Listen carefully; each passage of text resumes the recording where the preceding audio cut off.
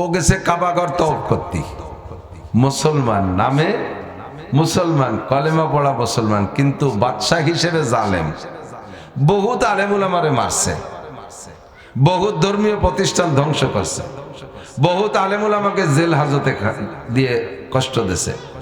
আবার মুসলমান, হজও করে, উমরাও করে, মাঝে মাঝে কাবাঘর। আমাদের দেশে তো এরকম অনেকেই আছে আলহামদুলিল্লাহ। আকাম কুকামের গুরু আবার মাঝে মাঝে দল ধরে উমরায় যায়। গুমরারা উমরা করে কেমন যেন পাক সাপ হয়েছে, আইসে ও বাচ্চা যাইও যা, আইসিও তাই। মাঝে মাঝে মনে উঠলে একটু কয়া লাগে। 19 সালে সরকারি প্যাকেজে হজ পাইছিলাম, আব্দুল্লাহ মিয়া গুছাই গেছে, 58 জন আলেম নিছিল, আমারও নিছিল। তা আরাফাতের ময়দানে যাইয়ে তুমুল বৃষ্টি, তাবুর মধ্যে আটকে গেছি। এমন বৃষ্টি আমি জীবনেও দেখিনি। বাংলাদেশ তো বৃষ্টির দেশ, বহু বৃষ্টি বাংলাদেশে 56-57 বছর বয়সে দেখছি, কিন্তু আরাফাতের মাঠের বৃষ্টি আর ওই যে ঠাটা পড়া, এও আমি শুনি নেই। আমাদের বাংলাদেশে জীবনে সবচাইতে বেশি ঠাটা পড়া, বিদ্যুৎ চমকানোর আওয়াজ শুনছিল সিডারের রাত্রে, মনে আছে নাকি? সিডারের রাত 2007 সাল। তো আমি আরাফাতের ময়দানের মতো ওরকম শব্দ অত জোরেও পাইনি আর অত ঘনও পাইনি। ওই বছরে এমন পড়া পড়ছে, মরুভূমির বালি ভিজিয়ে আরাফাতের মাঠে হাঁটু পানি জমে গেছে 2 ঘন্টা বৃষ্টিতে। তালি বোঝেন বৃষ্টির সাইজ কেমন ছিল, বাইরে দাঁড়ানো যায় না, বৃষ্টির ফোট শিলির মতো এটা একটা। তো তাঁবুর মধ্যে আটকে গেছি আমরা 58 জন। হুজুরও যে তাঁবুতে, সেই তাঁবুতে আব্দুল্লাহ মিয়াও ছিলেন রহমাতুল্লাহ আলাইহি, তারপরে স্পিকার ছিলেন 2 জন, তারপরে বিমান মন্ত্রী, তার জনপ্রশাসন মন্ত্রী, এরপরে সচিবরা ছিলেন, ডিসিএসপিরা ছিলেন অনেক। কারণ বসে বসে যখন কাজ নাই, বাইরে জাতি পারতেছে না, এক জায়গায় বসে কতক্ষণ বলটায়, যার যার কায়দায় গল্পে লেগে গেছে। আমাদের মন্ত্রী মহোদয় মিয়া হুশিয়ার মানুষ, তো উনি যেন কোত্থেকে হ্যান্ড মাইক একটা সংগ্রহ করিয়া, এবার বক্তার তো অভাব নাই, বাংলাদেশের বাছাই করা বক্তা সবই ওর মধ্যে, হাবিবুর রহমান যুক্তিবাদীও আছে, তারপরে সরসিনের প্রিন্সিপাল আছে, চরমুনার পিসাব আছে, তারপর আমরা সবাই আছে, হাটাজারি হুজুর, পটিয়ার হুজুর, লালবাগের হুজুর, সব হুজুর। তো ধরে ধরে এক একজনকে নিয়ে বসাই দিয়েছে, ব্যাটিং যা গুছাই গেছে, ব্যাটিং দিয়ে চেয়ার বানাই বসাই দিয়েছে, এক একজন ওই হ্যান্ড মাইক দিয়ে অস করতে হবে। তো 5-6 জন হজ করার পরে আমারে দেশে, তুমি কও। আমি এত বড় হুজুরকে মধ্যে ছোট মানুষ কি কব? তা আমি কইলাম কি, যে আমরা এখান থেকে যদি হজ্জে মাবরুর বাড়ি নিয়ে যেতে পারি, কবুল হজ, হজ্জে মাবরুর মানে কবুল হজ, তাহলে এর প্রতিদান আর কিছু না, একমাত্র জান্নাত। আল্লাহ তাআলা বান্দার বিভিন্ন সময় বান্দার কাছে আসে। তো হাদিসে পাওয়া যায়, আরাফাতের ময়দানে আল্লাহ বান্দার যত নিকটে আসে, আর দুনিয়ায় কোনো ইবাদত নাই, কোনো রাত নাই, কোনো দিন নাই যে সেই দিন এর চাইতে বেশি কাছে আসে। আরাফাতের ময়দানে আল্লাহ একেবারে নিকটে চলে আসে। তাহলে আল্লাহ আমাদের সবার খুব কাছে আছে। তো এই মুহূর্তে আমরা একটা কবুল হজ আল্লাহর সাথে যোগাযোগ করি, আল্লাহর এতে কবুল করায় নিয়ে যাব। এতে আপনারা কি বলেন? সবাই বলে জি হুজুর, এই ডেইও কবুল ডাই হয়ে যাক, আজকে হজ্জে মাবরুর আল্লাহরে দাঁড়ে দাঁড়ে পাইয়ে কবুল হজ কবুল করায় নিয়ে যাব। তো বললাম যে হজ কবুল হয়েছে এর একটা প্রমাণ আমি বলবো? তো জি হুজুর বলেন।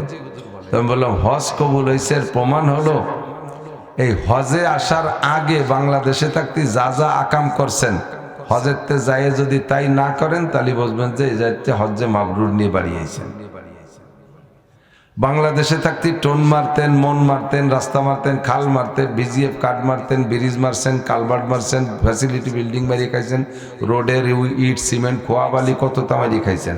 তারপরে দাড়ি কাটছেন, নামাজ পড়েন নাই, সুদ খাইছেন, ঘুষ খাইছেন, আকাম কুকাম যা করতেন হজে আসার আগে, এই জায়গা থেকে যাওয়ার পরে যদি সেইগুলো আর না করেন, তাহলে বুঝবেন যে হজ্জে মাবরুর নিয়ে বাড়ি আসছেন, কবুল হজ নিয়ে আসছেন। সবাই কয় যে জাগা মতো হাত দিয়ে ফেলাইছে। আজকে হজের শেষে ওই জায়গাতে যাওয়ার পরে গেলাম শয়তান মারতি, জামরায় বোতল ভরে পাথর নিয়ে যাইতো। পাথর মানে এত বড় একখান না, ছোট ছোট কঙ্কার, বোতলে এক বোতলের ভিতরে 200 নিয়ে যায়। ওই পানি খাওয়া বোতল, ফতবরি বোতল পাওয়া যায়, ওই পাথরগুলো সংগ্রহ করতে মুজদালে পারতে। তো ওই জায়গায় যাইয়া পাথর ভরে নিয়ে গেছে, এক বোতল ভরা পাথর। একজন 3 দিন মারার পরে 8 বোতল রয়ে গেছে। এখন কয়, একজন কইতেছে হুজুর এই বোতল, এই কটা কি এর ভেতর শয়তান রে মারার জন্য আনছে। আর একজন কয় পুরো বোতল ধরে মারি দাও। এর মধ্যে একজন করছে না, যে কটা মারছো মারছো, বা এই কটা নিয়ে যাও, বাংলাদেশে মেলা শয়তান আছে। এ কটা বাংলাদেশে যে মারি দিয়েছে। তো আমার তওবা, আমার নামাজ, আমার রোজা, আমার হজ, আমার যাকাত, আমার টুপি, আমার দাড়ি, আমার পাগড়ি সবগুলো যদি আল্লাহ কবুল করেন, তাহলে ইবাদত কবুলের আলামত হলো যে ইবাদত করছেন ওই ইবাদত আবার নিয়মতান্ত্রিকভাবে যদি করতে পারেন, তাহলে প্রমাণ যে আপনার ইবাদত কবুল হয়েছে। মাগরিবের নামাজ কবুল হয়েছে যদি ঈশার নামাজ সুন্দরভাবে পড়তে পারেন, ঈশা কবুল হয়েছে যদি ফজর সুন্দরভাবে পড়তে পারেন। গত রমজানের রোজা কবুল। হামিদুম মাজিদ। ঐতিহ্যবাহী চরসোনাকোট কওমি মাদ্রাসা কর্তৃক আয়োজিত বাৎসরিক নুরানি কুরআনী মাহফিলের সম্মানিত সভাপতি, মাদ্রাসার সুযোগ্য সুদক্ষ সাহেবে ইলম, সাহেবে আমল, সাহেবে আমানত, সাহেবে তাকওয়া, সাহেবে ফিকির মোহতামিম সাহেব হুজুর মাদ্দাজিল্লাহুল আলী, আজকের মাহফিল উপলক্ষে দাওয়াতি উলামায়ে কিরাম, মাদ্রাসার যোগ্য মুহাদ্দিসিনে কিরাম, আসাতিজায়ে কিরাম, আজিজ আমতুলাবা, আমাদের এই অঞ্চলের অনেক অনেক উলামায়ে কিরাম, আইম্মায়ে মাসাজিদ, প্রাণ প্রিয় আমার দেশবাসী, গোপালগঞ্জবাসী, জুমার রাত্রে, রজব মাস অত্যন্ত দামি মাসের জুমার রাত, মাগরিবের পর থেকে রাতটা অত্যন্ত দামি, দামি মাসের দামি রাতের দামি সময়, দামি জায়গা আল্লাহর ঘর মসজিদ ও তার রসুল সাল্লাল্লাহু আলাইহি ওয়াসাল্লামের দরসে হাদিসের ঘর মাদ্রাসার পাশে সাময়িক জান্নাতের বাগানে বসে আল্লাহ পাক আমাদেরকে কিছু হিদায়াতি কথা বলা এবং শোনার সুযোগ করে দিলেন। এজন্য শুকর আদায় করি আলহামদুলিল্লাহ। মোটামুটি শীত শুরু হয়েছে, শহর অঞ্চলের মানুষ কর্মব্যস্ত থাকে। আবার বৃহস্পতিবারে দিবাগত রাত আমাদের মার্কাজ মসজিদে সব গুজারি, আশেপাশে আরো ছোট বড় মাহফিল হচ্ছে। একই মানুষ সব জায়গা ভাগ হয়ে গেলে একটু কম হয়ে যাওয়াটাই স্বাভাবিক। এরপরও মানুষ এক শ্রেণীর থাকে, তারা মাহফিল উপলক্ষে ঘর থেকে বেরিয়ে আসে, বাড়ির থেকে ছুটি নিয়ে আসে, কিন্তু মাহফিলে নামে এসে প্যান্ডেলে না বৈশা মাহফিল উপলক্ষে যে বাজার মেলে সে মেলায় যে আড্ডা করে। জীবনেও কোনোদিন চানাচুর বাদাম চোখে দেখে না, এই জায়গায় আসলে একটু পাওয়া যায়, তাই সে জায়গায় যে একটু ঘোরাঘুরি করে।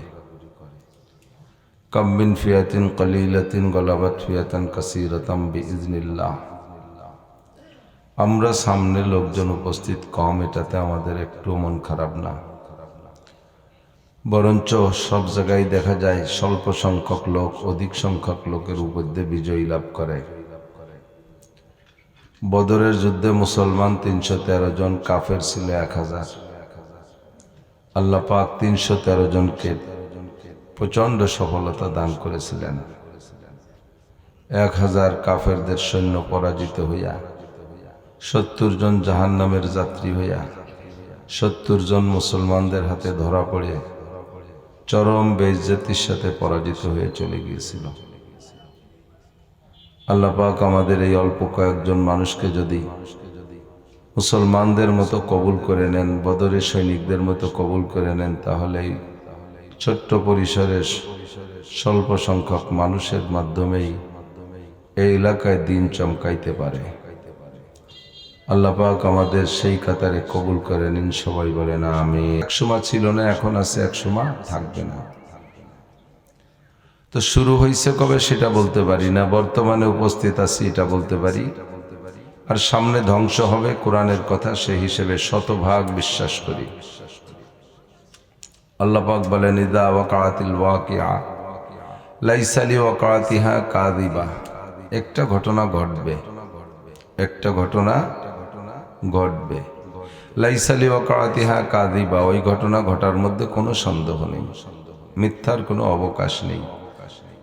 কি হবে সেদিন? ইদা রুজ্জাতিল আরদু রজ্জা অবুসাতিল জিবালু বাসসা, পায়ের নিচের জমিনটা হারিয়ে যাবে, থাকবে না। পাহাড় পর্বতগুলো তুলার মতো উঠবে, ফাকানাত হাবা আম্মুম বাসা, ওইটার ওখানে ঝুলেন হাতে বেঁধে দেয়। কি মাইক আমি বলে দিচ্ছি, সরান, আপনি ক্লিয়ার চাইতে বেশি। হ্যাপি সাউন্ড, হ্যাপি মানেও হ্যাপি, মাইকও হ্যাপি। আমাদের এলাকায় খুব প্রসিদ্ধ মাইক, গোপালগঞ্জের ভিতরে হ্যাপি মাইক অন্যতম। সবাই নেবেন, যার যার ভালো ভালো বড় প্রতিষ্ঠানে প্রোগ্রামে। পড়ার চাইতে বেশি হয়ে গেছে না? এখানে থাকলে এই সামনে জুল খাইলে হাতে হাতে বেঁধে যায় অনেক সময়। তো দুনিয়াটা ধ্বংস হবে এ ব্যাপারে আপনারা কি দ্বিমত আছেন নাকি? এটা ইমানের অঙ্গ। ওয়াল ইয়াউমিল আখির, ইমানে মুফাসসালের মধ্যে 7টা পয়েন্ট না, তার মধ্যে একটা হলো ওয়াল ইয়াউমিল আখির। এই দুনিয়ার যে দিনগুলো চলতেছে শেষ দিন, আর আখিরাতের দিন যেটা সেটা হলো আল বাসি বাদাল মাউত, 7ম নম্বর। তো দুনিয়া যে ধ্বংস হয়ে যাবে, দুনিয়ার দিনের শেষ দিনটা হবে কি বার জানা আছে নাকি? শুক্রবার। কি বার? ওদিন কি হবে? ইজা জুলজিলাতিল আরদু জিলজালাহা, ওদিনে একটা ভূমিকম্প হবে। কি কম্প? ভূমিকম্প। আল কারিয়াতু মাল কারিয়া ওমা আদরাকা মাল কারিয়া ইয়াউমা ইয়াকুনুন নাসু কাল ফারাশিল মাবসুস। একটা ঝাঁকি হবে, একটা খটখটানি হবে, একটা হরকত হবে, একটা ঝাঁকি হবে। জানেন ঝাঁকিটা কি? ইয়াউমা ইয়াকুনুন নাসু কাল ফারাশিল মাবসুস, আমাদের পাছার নিচে বিছানো যে চাটাই আছে, সব মানুষগুলো এরকম বিছিয়ে যাবে। আর কি হবে জানেন? ইজা সামাউ ফাতারাত ওয়াইদাল কাওয়াকিবু তাসারাত ওয়াইদাল বিহারু ফুজ্জিরাত ওয়াইদাল কুবুরু বুসিরাত, আসমান টাস টাস করে ফেটে চূর্ণ বিচূর্ণ হয়ে হারিয়ে যাবে। সাগরে পানি যা আছে আরো সাগরের পানি উতলিয়ে পড়বে, সারাটা দুনিয়া পানিতে ভরপুর হয়ে যাবে।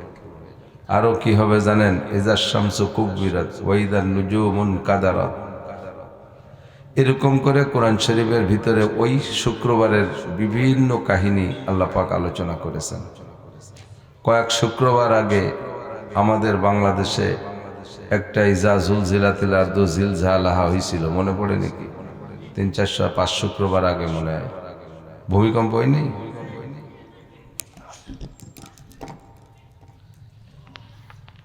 তো ছোট্ট একটা ভূমিকম্পে ওই দিনের ভূমিকম্পরে স্মরণ করাই দিয়েছে।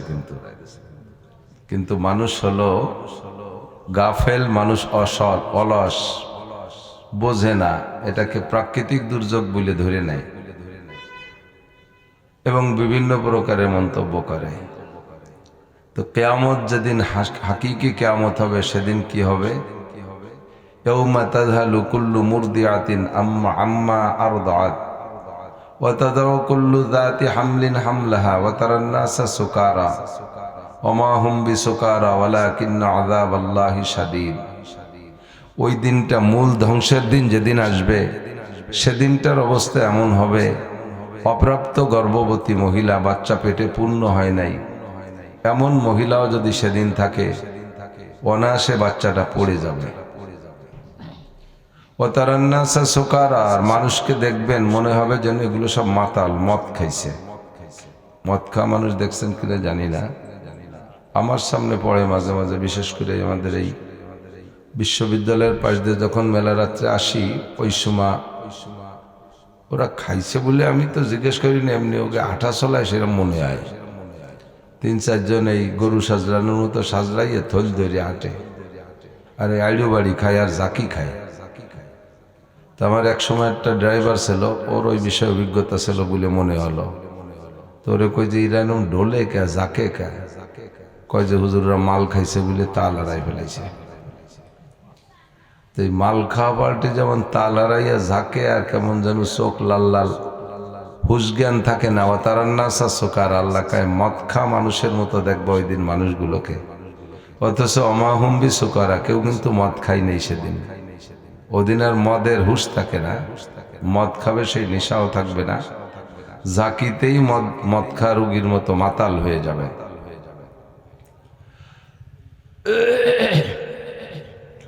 ওই দিনটাই এত বড় বিপজ্জনক, সেদিনটা এবং পরবর্তীতে আর একটা সিংহায় ফুক হবে অনেক দিন পরে। দ্বিতীয় ফুকে যখন হাসরের মাঠে মানুষ উঠবে, তখনও মানুষের ভিতরে এমন একটা অবস্থা বিরাজ করবে, ইয়াউমা ইয়াফিরুল মারউ মিন আখি ওয়া উম্মিহি ওয়া আবি ওয়া সাহিবাতিহি ওয়া বানি। ভাই ভাইকে চিনবে না, সন্তানে বাচ্চা চিনবে না, মায়ের সন্তান বাচ্চারা মা বাবা চিনবে না, যত বড় ক্লোজ ফ্রেন্ড নিকটতম বন্ধু হোক না কেন, কেউ চিনতে চাবে না। ইয়া নাফসি ইয়া নাফসি, নিজের চিন্তায় নিজের ব্যস্ত।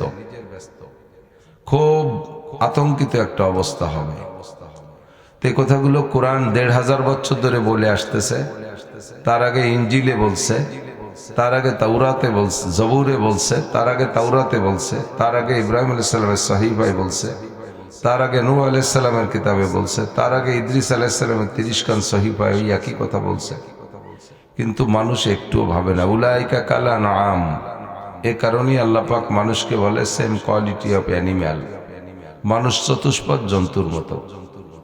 সামনে ৫টা গরু জবাই হয়ে গেছে, আর 5টা গরু বান্ধা রয়েছে, এরাও জবাই হবে। এর আগের সিরিয়ালে 5টা জবাই হয়ে গেছে, পরের 5টা জবাই হবে। তারা এ মুহূর্তেও সিরিয়াল ধরে জবাই হয়ে আসতেছে, বান্ধাও রয়েছে ছুরি টুরি দাঁড় দিয়া। এমতো অবস্থায় পিছে যে গরুগুলো আছে, এ গরুর সামনে ঘাস দিলি খায়, খ্যার দিলি খায়। এবং গরুওয়ালা যে স্বভাব, সে স্বভাব, সেই চরিতার্থ করতে একটু ত্রুটি করে না। একটু পরেই যে ফাঁসি হয়ে যাবে, একটু পরেই যে জবাই হবে, এই বোধ তার নাই। তো মানুষের সামনে এমন ঘটনা ঘটবে, ভবিষ্যৎ আসতেছে। এ কথাগুলো কোরআন এত সঠিকভাবে বলল। কোরআনে যত ভবিষ্যৎবাণী দিয়েছে, সব ভবিষ্যৎবাণীগুলো শতভাগ, হাজার ভাগ, লাখ ভাগ, লক্ষ ভাগ সত্য বলে প্রমাণিত হচ্ছে। তারপরও মানুষ একটু চিন্তা করে না। এজন্য আল্লাহ বলেন উলাইকা কাল আনআম, এগুলো গরুর মতো, পশুর মতো। আল্লাহ, তো সেই দিনের সেই হালাতটা হবে, বিশ্বাস করে না।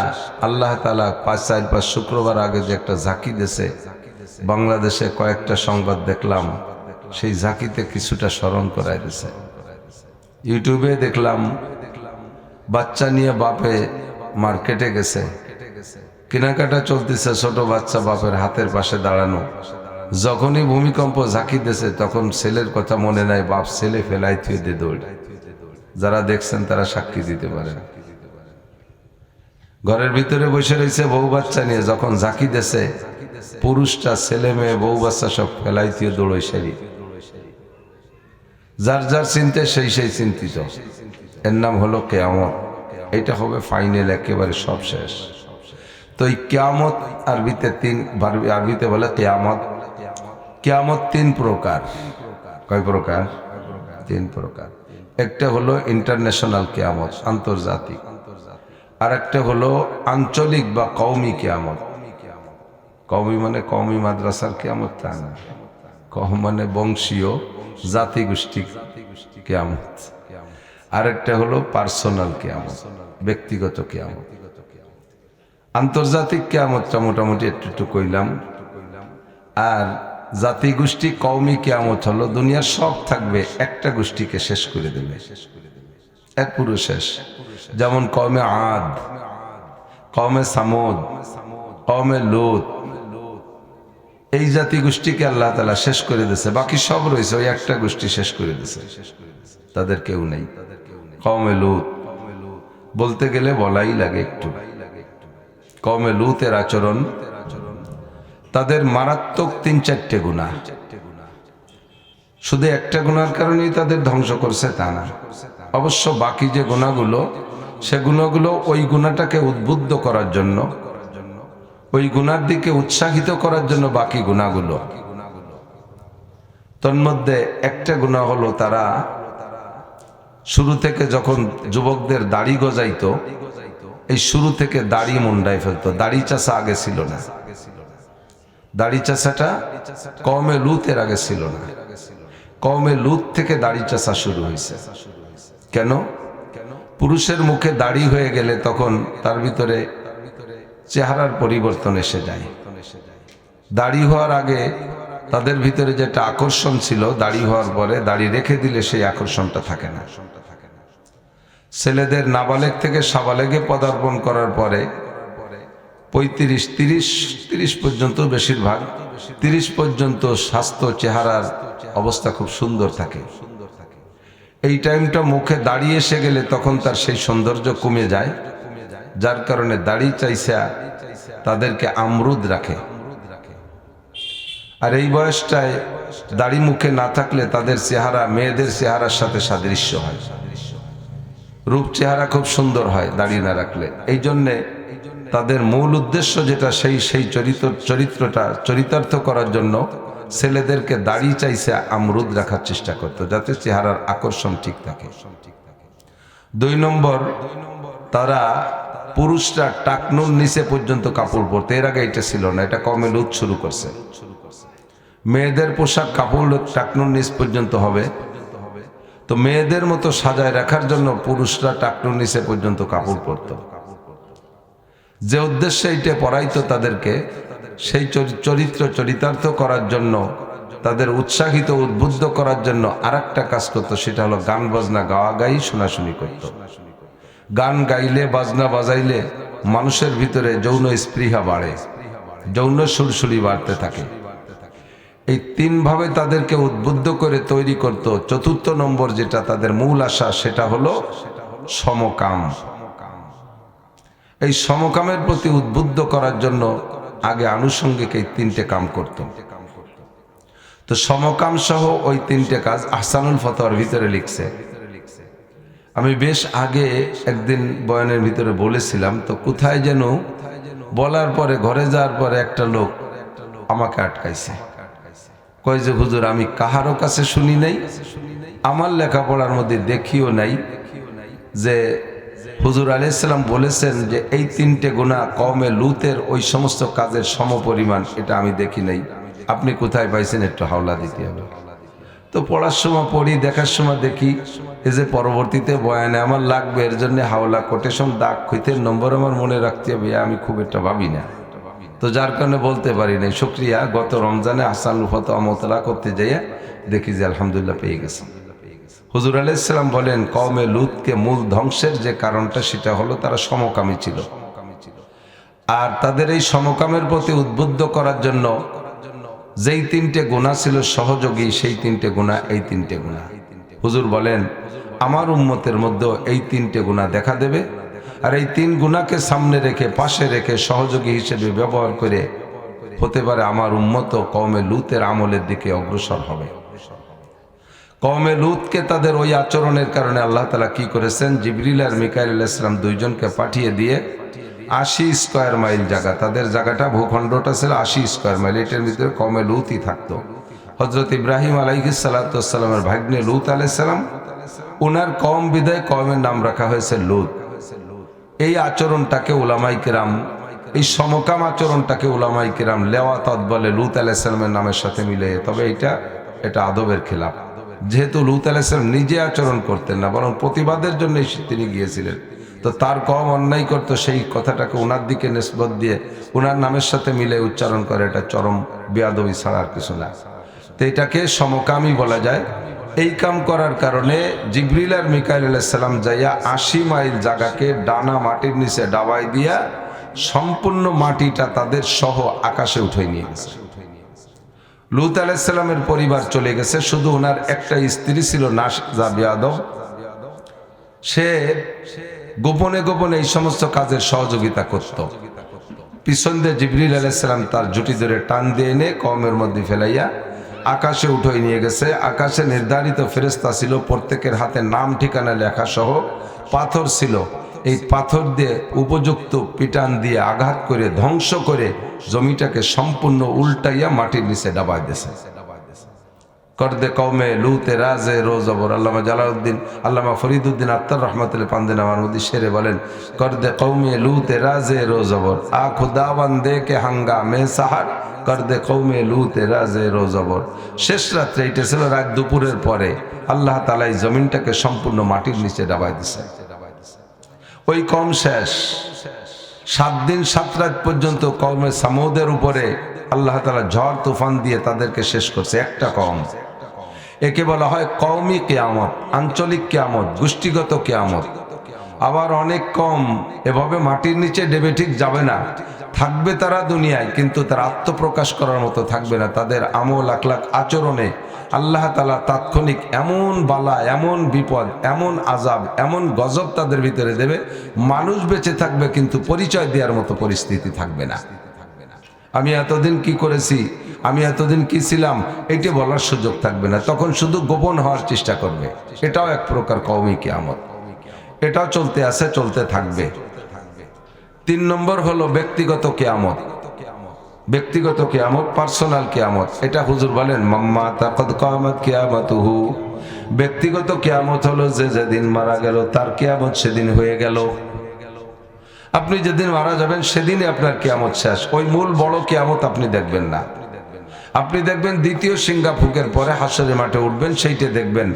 আর জাগতিক যে ধ্বংসের কিয়ামত, এটা যার যেদিন হলো সেদিন হয়ে গেল।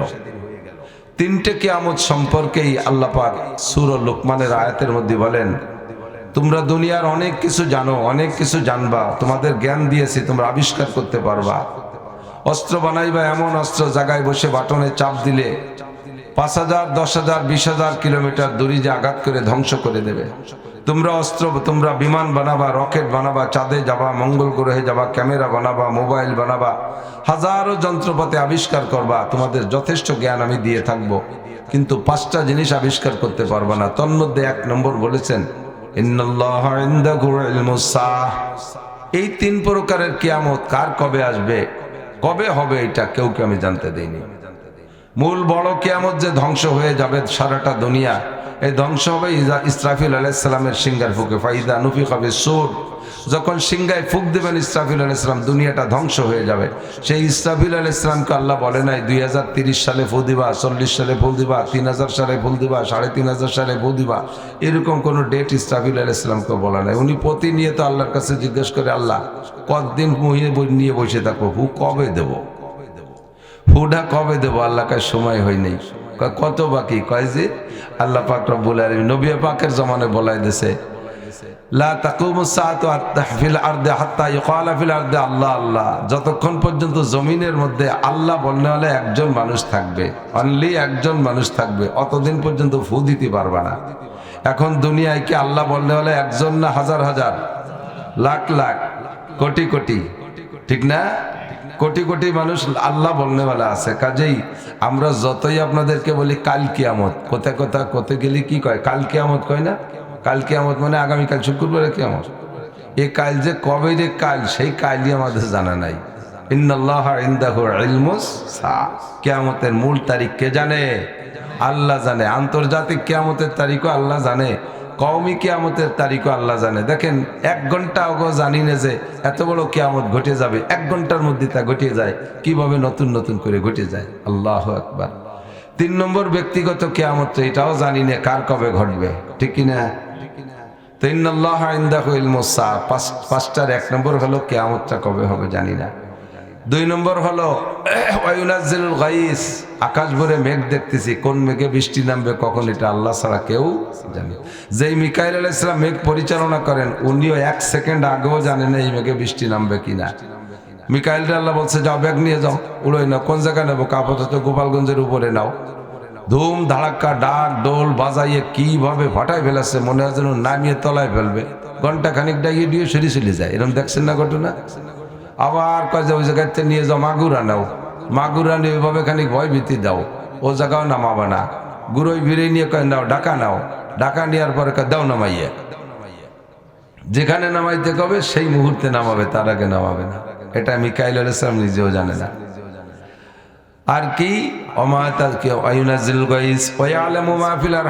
কোন নারীর পেটে সন্তান আছে, কয়টা আছে, ছেলে না মেয়ে, বাচ্চা পেটে আসার আগে দুনিয়ার কেউ কইতে পারবে না।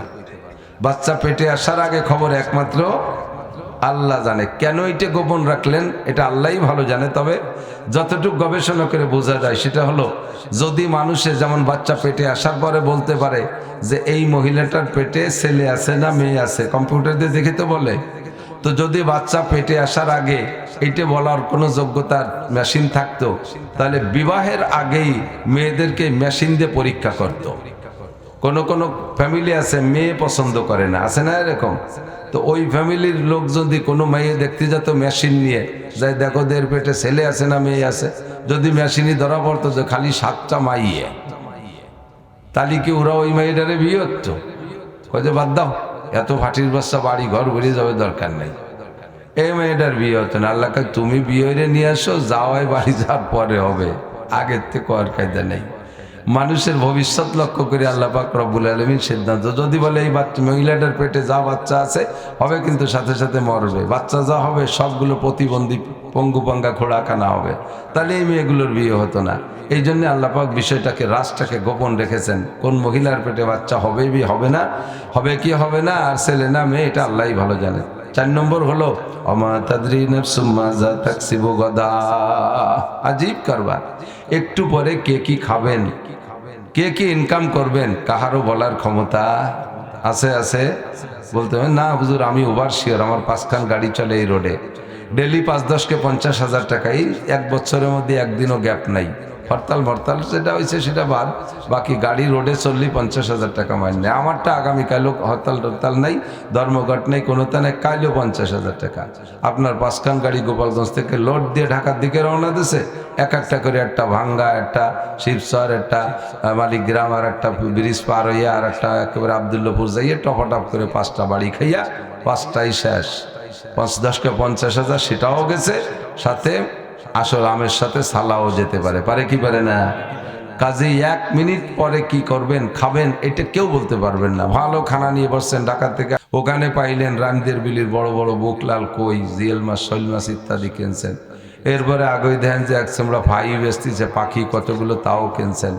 আমাকে গোপালগঞ্জ বাজারে ঢুকে পাইছেন মধুমতি নদীর বড় বড় খল্লা মাছ, তাও গুটিখানি কিনছেন। বাড়ি ঢোকার আগে এরপরে মিষ্টি, রসমালাই ইত্যাদি ইত্যাদি বনফুলি থেকে 4-5 প্রকারের নিয়ে গেছেন। আত্মীয় স্বজন সবাই আইসে, বলছে আজকে ও তো সব রান্না করে এক জায়গায় বসে খাবো। রান্না বান্না সব হয়ে গেছে, টেবিলে সুন্দর করে সাজায় বসছেন, খাবেন, লোকমা মাখাইয়া মুখে দেবেন। এর মধ্যে ছোট ছেলেটা এসে আব্বা র্যাবে বাড়ি ঘিরে ফেলাইছে। র্যাবে বাড়ি, এই মুহূর্তে গোপাল লিখে বাড়ি যদি র্যাবে ঘেরে, তালিকের খাওয়া আসে।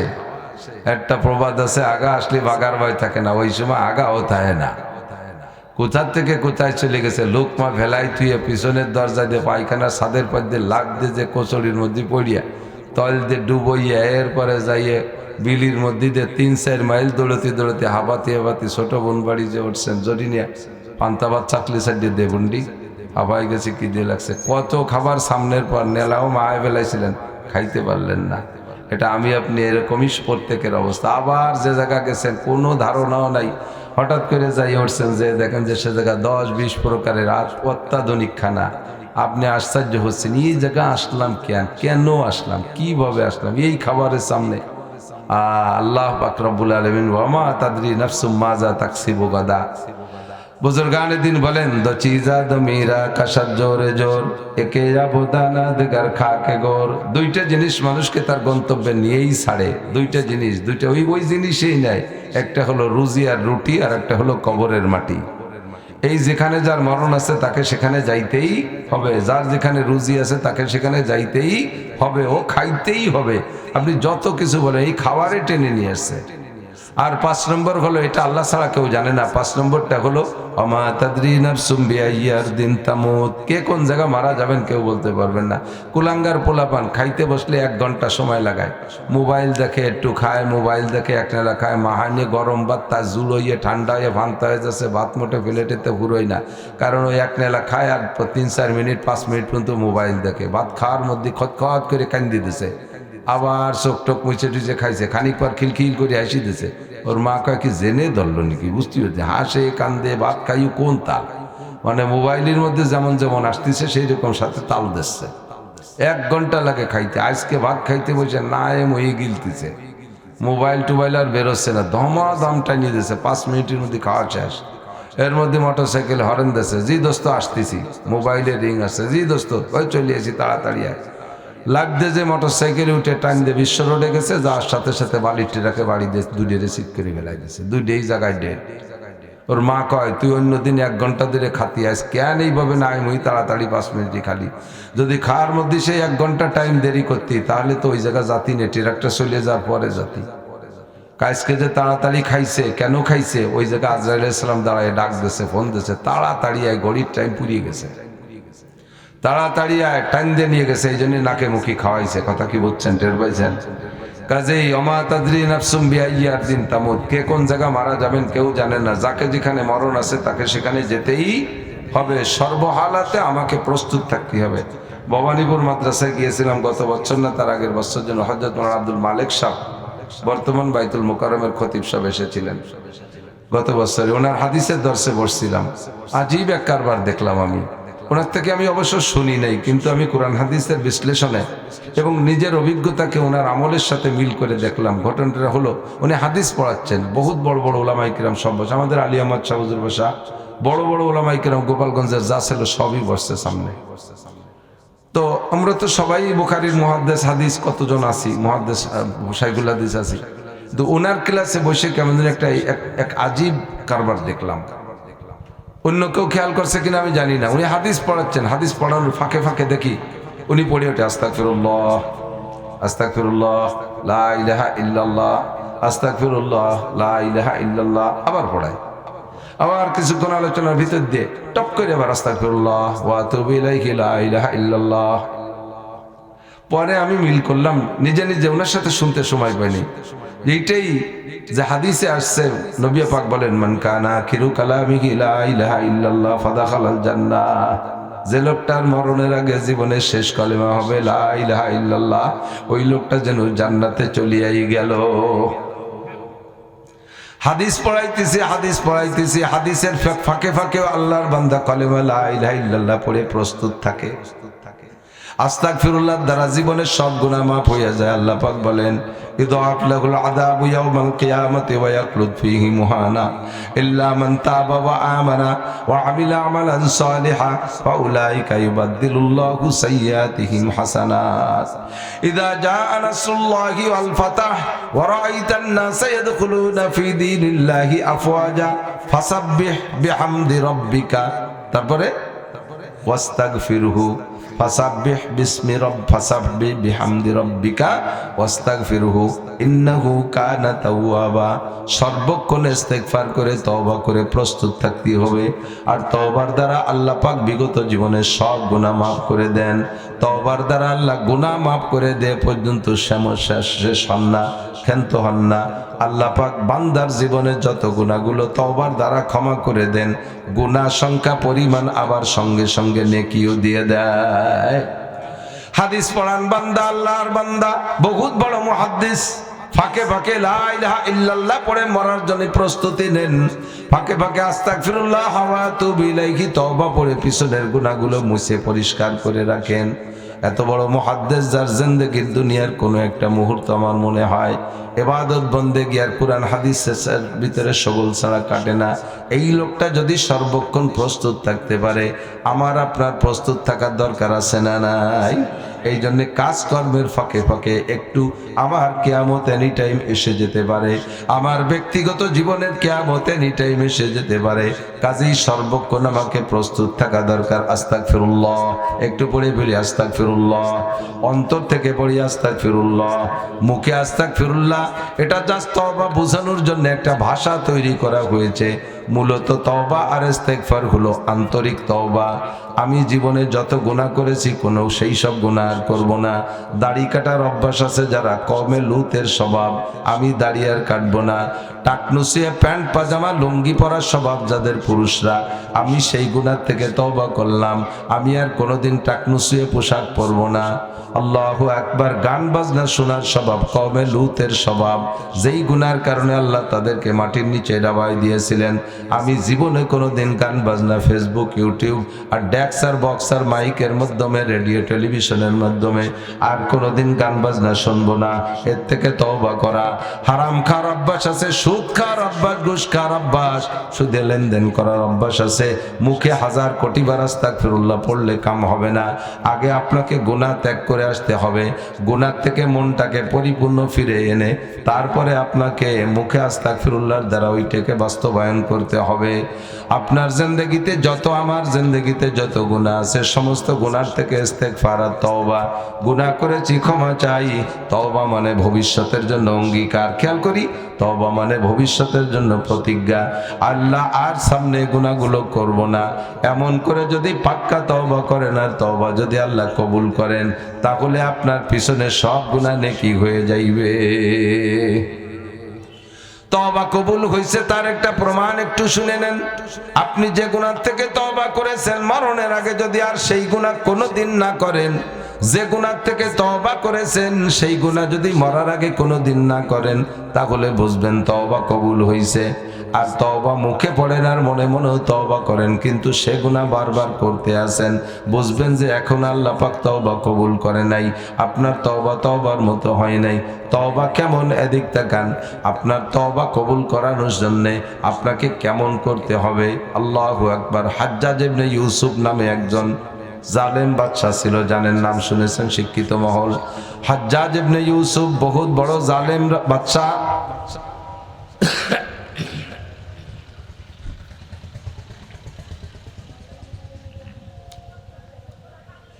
ও গেছে কাবাগর তওব করতে। মুসলমান নামে মুসলমান, কলেমা পড়া মুসলমান, কিন্তু বাদশা হিসেবে জালেম। বহুত আলেম উলামারে মারছে, বহুত ধর্মীয় প্রতিষ্ঠান ধ্বংস করছে, বহুত আলেম উলামাকে জেল হাজতে দিয়ে কষ্ট দিছে।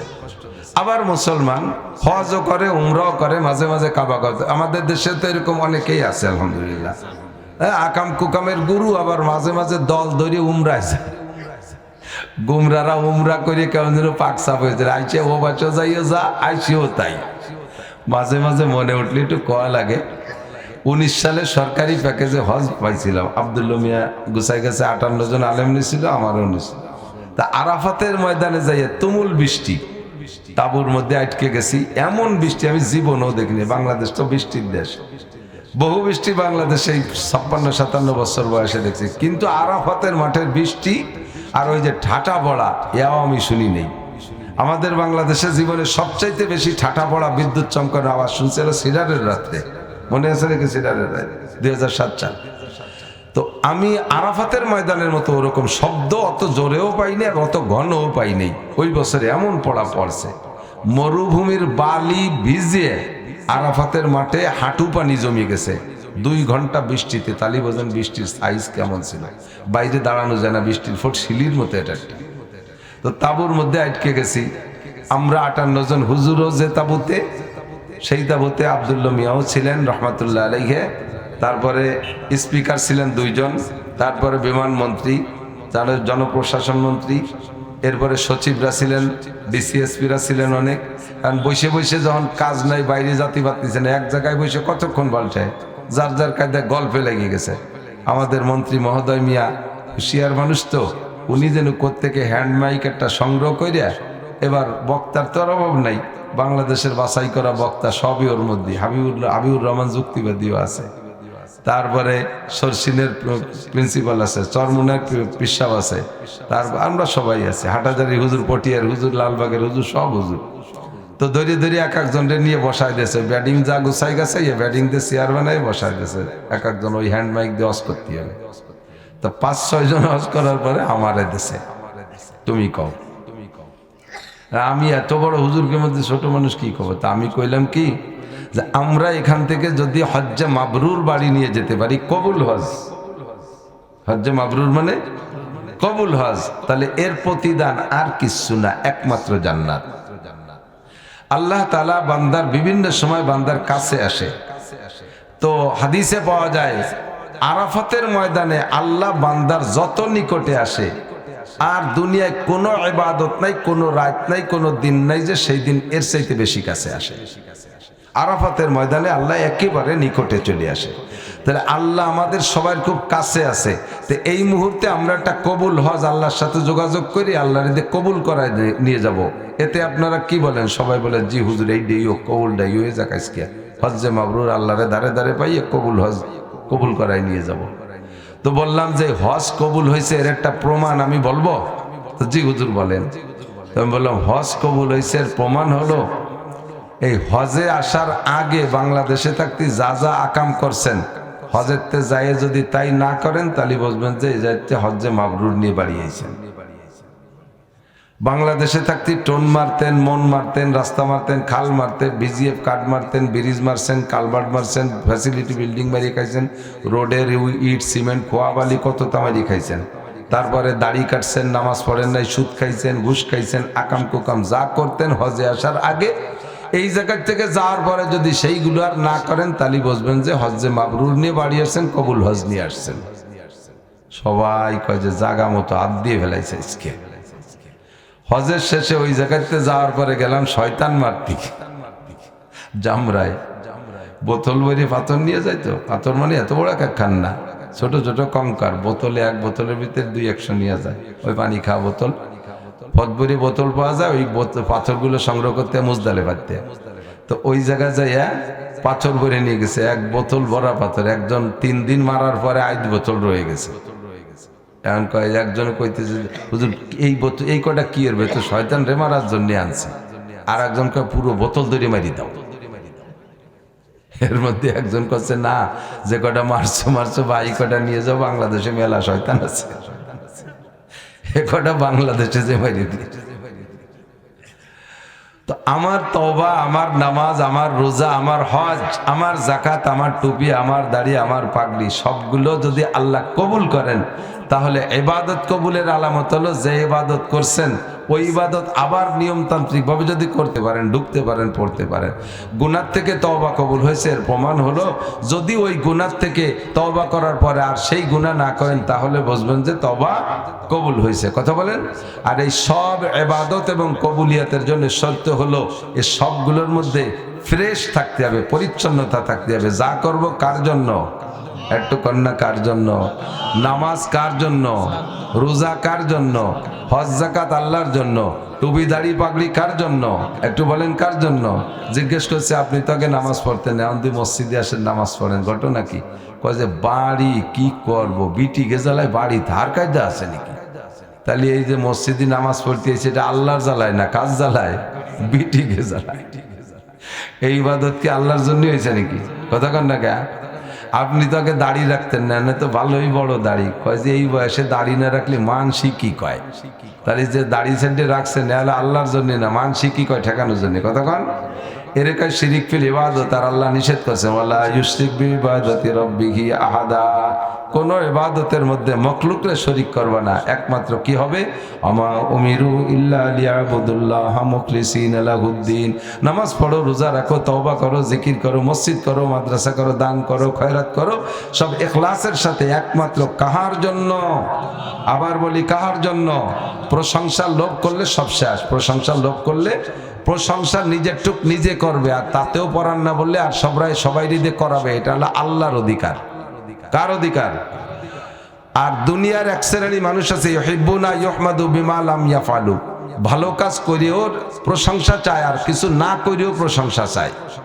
ভালো কাজ না করেও প্রশংসা চায়। অনেকে আছে আত্মপ্রকাশ করতে খুব, প্রশংসা করতে খুব ব্যস্ত। আমি এটা করেছি, ওটা করেছি, সেটা করেছি, মসজিদ করছি, মাদ্রাসা করছি, আমার মাদ্রাসা এই আছে, মসজিদে এই আছে, আমি মাদ্রাসার ইত্যাদি ইত্যাদি করছি। এই যে গল্প দেওয়া স্বভাব, এটার মধ্যে ইখলাসের ঘাটতি। আমি যে ভালো কাজ করছি এটা মানুষে বলুক, কথা কন, না বলে না বলুক, না বলে বরঞ্চ নাই বলুক।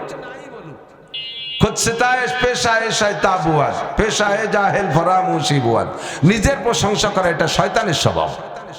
নিজের ভালো কাজের প্রশংসা প্রকাশ করে এটা শয়তানের স্বভাব। আর জাহেল আর মূর্খদের স্বভাব হলো কথা শুনে ভুলে যাওয়া। কথা যা বলা হয় শোনে কিন্তু পরে মনে থাকে না, জাহেল মূর্খদের স্বভাব। আর শয়তানের স্বভাব হলো আত্মপ্রশংসা করা। একমাত্র আত্মপ্রশংসা করার অধিকার কার? আল্লাহ শিখাই দিয়েছে আলহামদুলিল্লাহি রাব্বিল আলামিন। এটা কি কোরআন শরীফের আয়াত না? কোরআন শরীফের আয়াত না? আল্লাহ কয় তুমি আমার প্রশংসা করবে, আলহামদুলিল্লাহি রাব্বিল আলামিন। সব প্রশংসা আল্লাহ। আল্লাহ তাআলা মানুষকে শিখিয়ে দিয়েছে এই ভাষায় প্রশংসা করো। এরপরে নিজেই বলেন আমি এটা করেছি, আলাম নাজাল্লাহু আইনাইন ওয়া লিসানা ওয়া শাফাতাইন ওয়া হাদাইনাহুন নাজদাইন। তোমার চোখকে আমি দেই নাই, তোমার জিহ্বা আমি দেই নাই, তোমাকে এত এত নিয়ামত আমি দেই নাই, তোমার এগুলো আমি দেই নাই। এটা বলার অধিকার আল্লাহ। আমি এটা করেছি, আমি সেটা করেছি, আমি ওটা করেছি, এই গল্প দেওয়া এটা সম্পূর্ণ শিরিক। জীবন ভরে করে যাব আমি মাদ্রাসা করেছি, আমার মাদ্রাসা এই আছে, ওই আছে, সেই আছে, চাটকি চাটাম যা করব মানুষের কাছ থেকে প্রশংসা পাওয়ার জন্য আমি শূন্য হাতে চলে যাব। আমার প্রতিষ্ঠান থেকে অন্য মানুষ দামি হয়ে তারা বড় বড়, তারা জান্নাতি হয়ে চলে যাবে, আমি খালি হাতে উঠতে হবে। কারণ আমার এই কাজগুলো আল্লাহর জন্য করি নেই, মানুষের কাছে নিজেকে প্রকাশ করার জন্য। আর মানুষের কাছে হ্যাঁ জি হুজুর এটা করেছেন, ওটা করে, ঠিক, আপনি জম্মের হুজুর, আপনি জম্মের হুজুর। এই জম্মের হুজুরটুক শোনার জন্য গল্প মারা, এগুলো বাদ। যা করব কার জন্য? আমা উমিরু ইল্লা লিয়াবুদুল্লাহ মুখলিসিনা লাহুদ্দিন। তাহলে আমাদের এনি টাইম কিয়ামত আসতে পারে। আমি সুস্থ, প্রত্যেক বক্তারা, ডাক্তাররা বক্তারা সেম। ডাক্তাররা শারীরিক রোগের চিকিৎসা করে, বক্তারা মানুষের আধ্যাত্মিক রোগের চিকিৎসা করে, ডায়াগনোসিস করে, ঔষধ দেয়, একই পদ্ধতি। ডাক্তাররা যেমন একটা রুগী দেখা দোয়া করতে থাকে, আল্লাহ আমি ঔষধ দিছি, রুগী নিজের জন্য যতটুকু দোয়া না করে, ডাক্তার কিন্তু রুগীর জন্য তার চেয়ে বেশি দোয়া করে, আমার ঔষধ চিকিৎসা যেন রুগীটা ভালো হয়ে যায়। কথা কন না কেন? অবশ্যই সেম আমরা বক্তারা কোনো জায়গায় দাওয়াত, অজের যে দাওয়াতগুলো রাখি, ওই দিন থেকে দোয়া করে আল্লাহ সুস্থভাবে যেন মাহফিলটা করে আসতে পারি, সে জায়গায় যেন দুটো ভালো কথা বলে আসতে পারি। কিন্তু কতক্ষণ ভালো থাকবো, সুস্থ থাকবো, এই পাঁচটার মধ্যে এটাও একটা, এটা তো আল্লাহই ভালো জানে। 2-3 দিন ধরে শরীরটা খুব বেশি অসুস্থ যাচ্ছে, ঠান্ডা, জ্বর, কাশ ইত্যাদি মিলে কথা বলতে খুব কষ্ট। আল্লাহ পাক রব্বুল আলামিনের কাছে আমি প্রতিজ্ঞা করেছি, দোয়াও করি যে ওয়াদা করলে যেন আমার খিলাফ না হয়, ওয়াদা করলে যেন খিলাফ না হয়, ব্যাপারে আল্লাহ তুমি সহযোগিতা করো।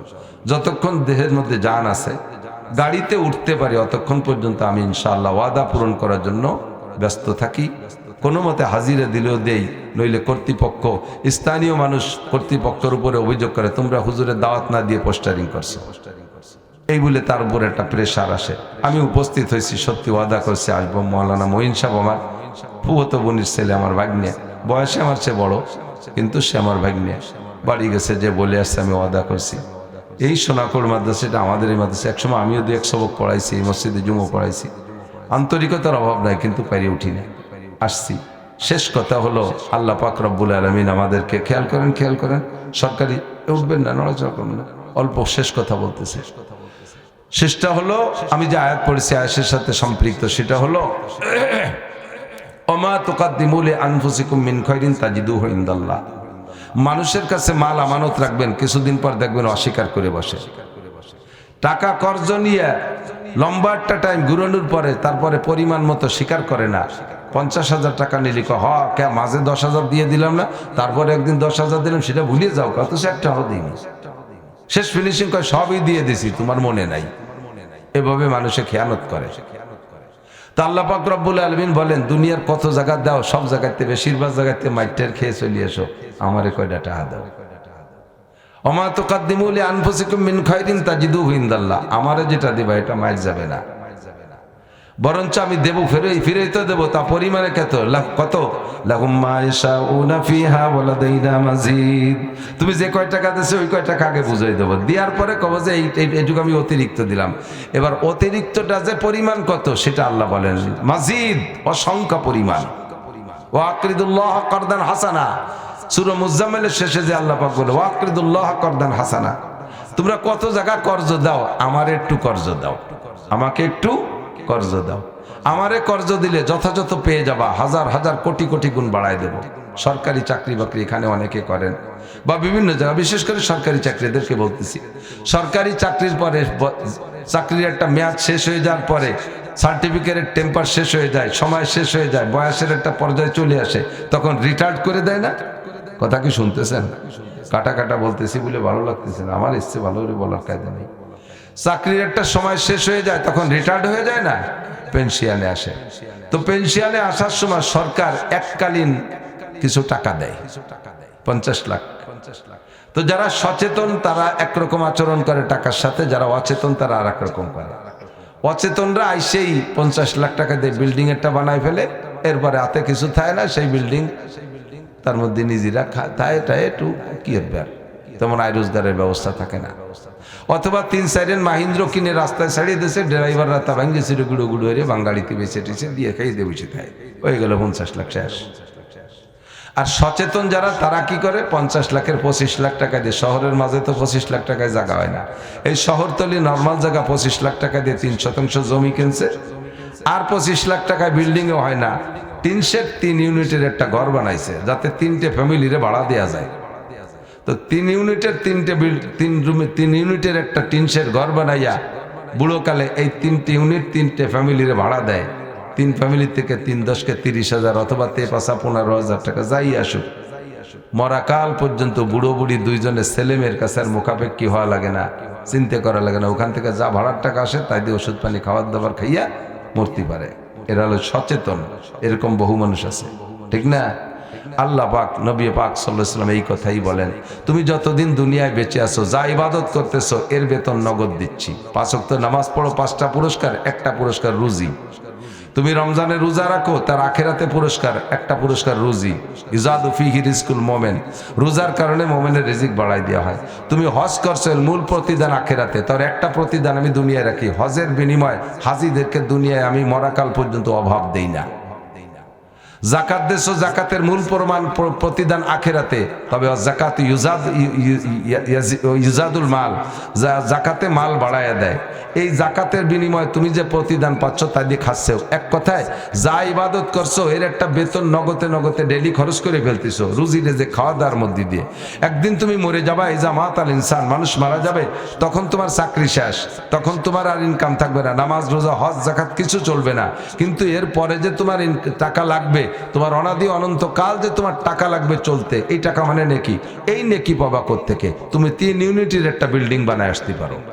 এই আয়ের জন্য, ইনকামের জন্য 3 ইউনিটের একটা বিল্ডিং বানায় আসতে পারো। 1 নম্বরে সাদকা জারিয়া, 2 নম্বরে ইলমিন ইউনতাফাউ বিহি, 3 নম্বরে ওয়ালাদিন সালিহিন ইয়াদউলা। 1 নম্বরে সাদকা জারিয়া আপনাদের সকলের জানা আছে।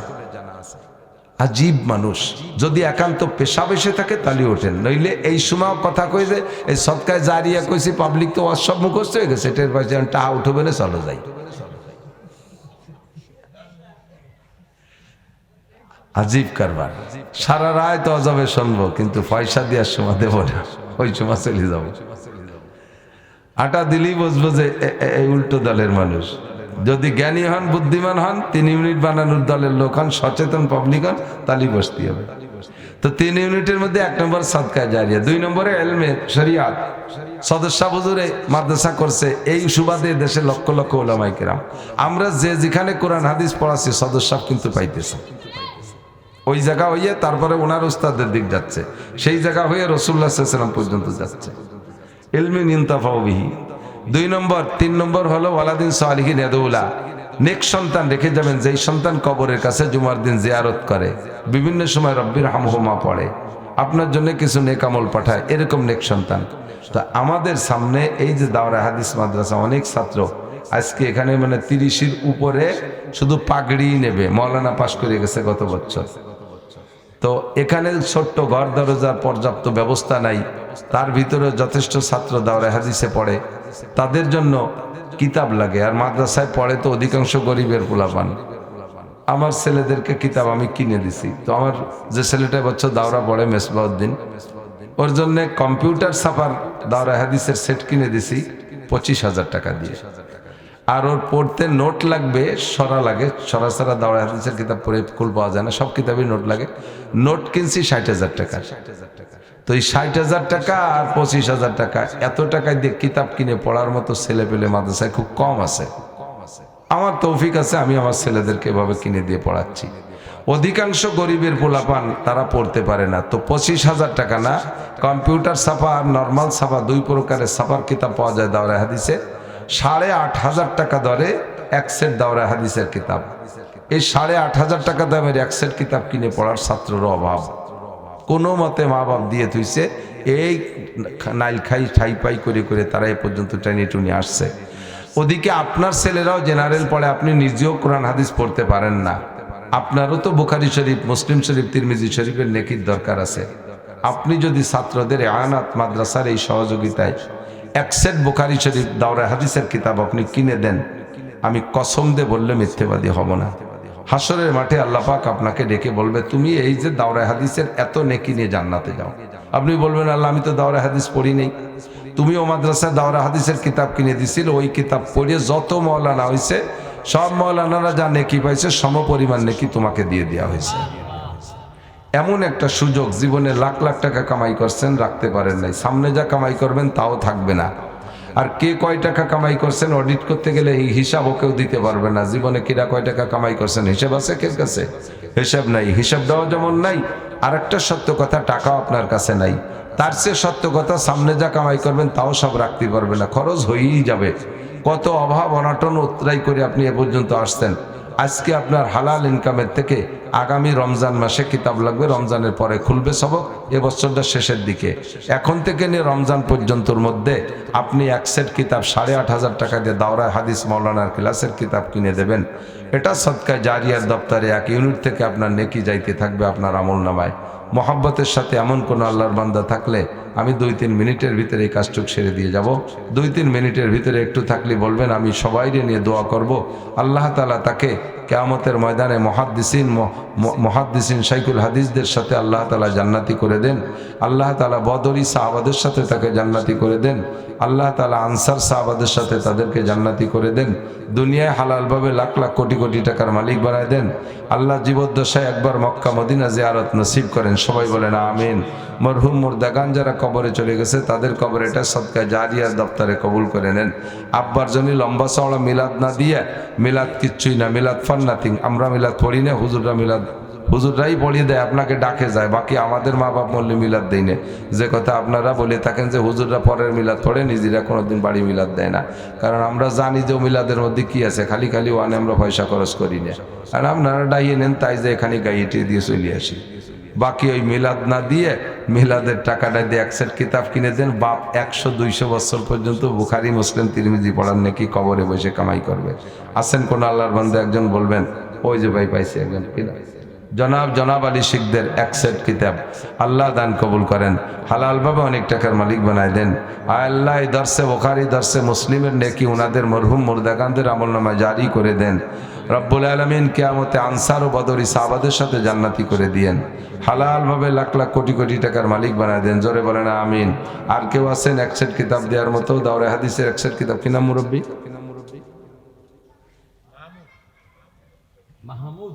জনাব মাহমুদ সাহেব, এই মহল্লা চেনেন তো? জনাব মাহমুদ সাহেব এক সেট কিতাব। আল্লাহ দান কবুল করেন, হালালভাবে অনেক টাকার মালিক বানায় দেন। এইটা ওনার আমল নামার জন্য সদকায়ে জারিয়ার দপ্তরে কবুল করে নেন। ওনার মরহুম মুর্দাগান যারা কবরে চলে গেছে তাদের জন্য দর্শে হাদিসের সমস্ত নেকি পৌঁছায় দিয়েন। সবাই বলেন আমিন। নেবেন দোয়া, আর কেউ নেবেন? 8,500 টাকা এলাকার অনেক মানুষের কাছে